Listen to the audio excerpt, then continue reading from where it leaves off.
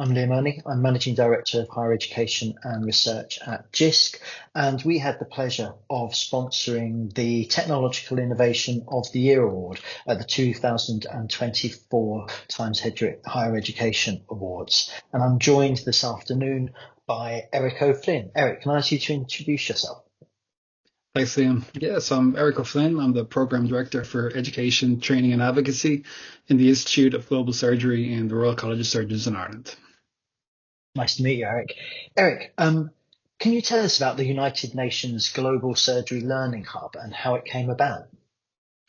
Sure. Well, a few different organizations came together to work on this. The Global Surgery Foundation, the United Nations Institute for Training and Research, UNITAR, and my own institution, the Royal College of Surgeons in Ireland. So we've all been working in the same field for quite some time, trying to address the same big picture problem, which is that most people in the world lack access to safe, affordable surgical care. So that's the big picture problem. And one key component of that is the surgical workforce, surgeons, anaesthetists, obstetricians, and perioperative nurses. It's completely insufficient in many low resource settings. There just aren't enough people. And one challenge in producing that workforce has been around access to educational material. So we know that there exists and has existed for some time high quality materials out there, but they're dispersed across different platforms. Some publicly accessible, some behind a password login, and it is a real challenge for the end user, let's say the surgical trainee or the surgical learner, the anaesthetic learner in a low resource setting, to find that content, to access that content, to know whether or not they can trust that content, and many other problems aside. But that's an issue that we decided to work together on.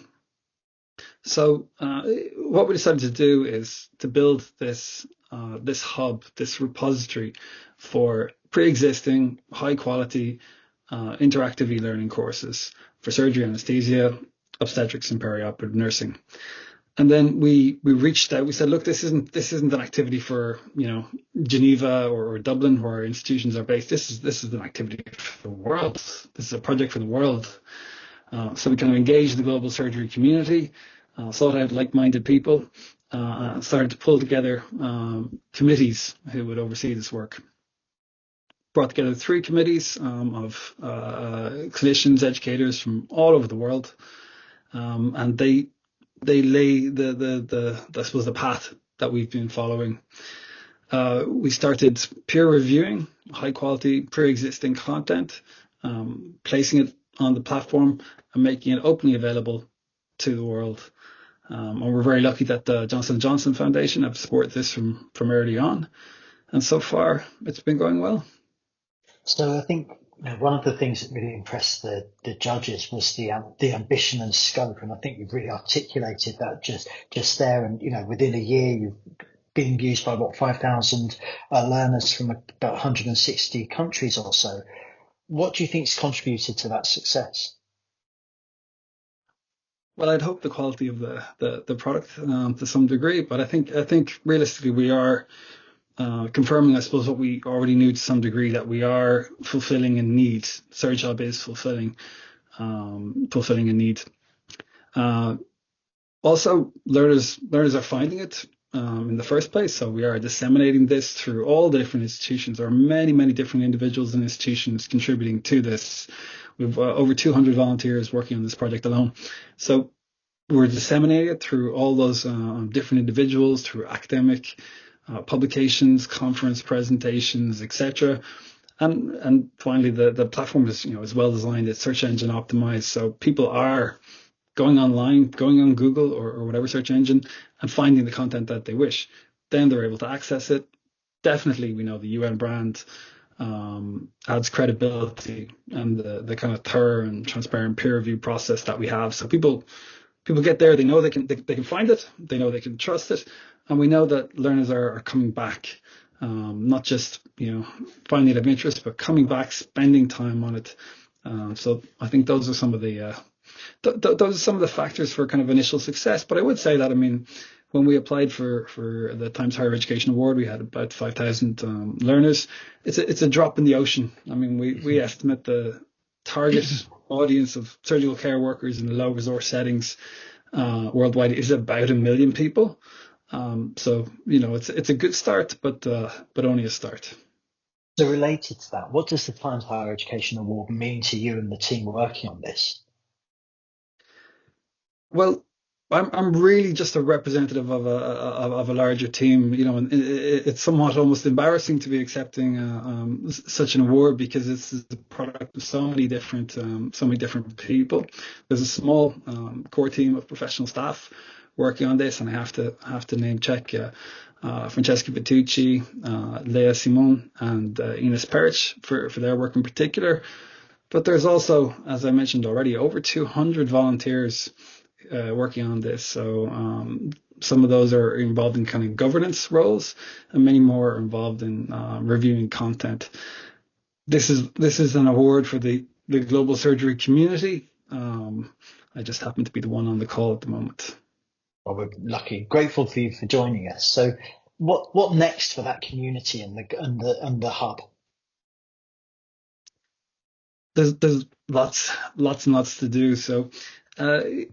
We're since we won the Times Higher Education Award, we've seen quite a bit of growth since then. So we're up to 14,000 learners on the platform now, and they're from 190 countries around the world, which is essentially every country in the world. I won't mention those small few who don't have learners yet, but it's essentially everywhere in the world. So that's very heartening to see. And there's a lot of work involved just to continue that process of adding those interactive e-learning courses and reviewing them and finding them. So a lot of work to be done just to kind of keep going the way we're going. But we have a lot of ambition, I suppose, as well. We want to add new types of content, static resources, such as like online textbooks and reference material. We want, and we have started to indeed, use more blended learning. To this point, it's mostly been self-directed courses that learners can take in their own time, which is wonderful. But we know that blended learning, when you're mixing the live and the self-directed, works better. So we're trying to do more and more of that with the content that we have there already. We're trying to disseminate, advertise, bring more people to the platform, improve the search function, create customized learning journeys for learners.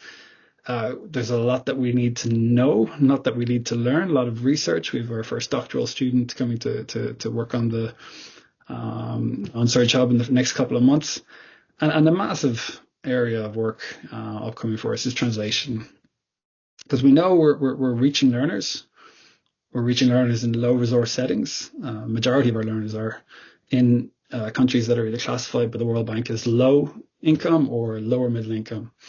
And that's great, but there's a clear language bias. Most of the users are from countries that either have English as an official or de facto language, or it's the language of medical education as it is in some other countries. We're not yet reaching to the same degree those other countries. So translation is a huge one. We want to make making content open access is one part of making it accessible, but it's got to be in a language that you can understand, that you can learn from easily. So you've covered a huge array of challenges and ambitions there around, diversity, accessibility, standards, the quality, peer review, integrity, etc. What advice would you give other institutions looking to innovate through digital and technology? I suppose as a starting point, I think I would look at what that institution is already doing and has already done, and consider whether content they have, whether it be interactive e-learning courses or other content, can it be used for a different group of target learners, a different audience? Yeah. Universities and NGOs and other organizations worldwide, people are creating a huge amount of content, a huge amount of new innovations, generally for a specific audience, whether it be for a specific cohort in a university class or something. Often that content has great relevance to other people, but there's no medium to get it out there. So I would say within whichever realm people who may see this video are working, to consider whether the content they have, the content they're working on creating, whether it might be useful to other cadres worldwide. And if so, again, in their own area specialty, to see is there a mechanism, an open access mechanism to make said content available. So Jisc spends a lot of time working on open access to scholarly materials and things, working with communities. How can organisations like Jisc support you and your community to grow and fulfil that ambition? Well, I mean, anything that is going to be open access and global is a product of the global community. So there's always support needed in essentially every area, everything from simply spreading the word and dissemination of letting people know that this exists so they can find it and go to it, to technical aspects of improving the platform, bringing new technologies to the platform, educational technologies to the platform, to the research, the analysis. Of course, there's a funding issue as well. This, people who are working professionally full time on this do need to be paid, etc. Bringing experts to the table, content review, you name it. There's really a role for everybody in this kind of work. Eric, thank you very much indeed for your time today. Congratulations to you and to everybody involved in this initiative. I thought that in your submission, talking about the impact, you said that, ultimately this saved lives, which I thought was just such a great comment on what the objective and what the outcomes are that you and colleagues are looking to achieve. And I just wanted to thank you and congratulate you for your time today. Thank you, Liam. Take care. Thanks, Eric.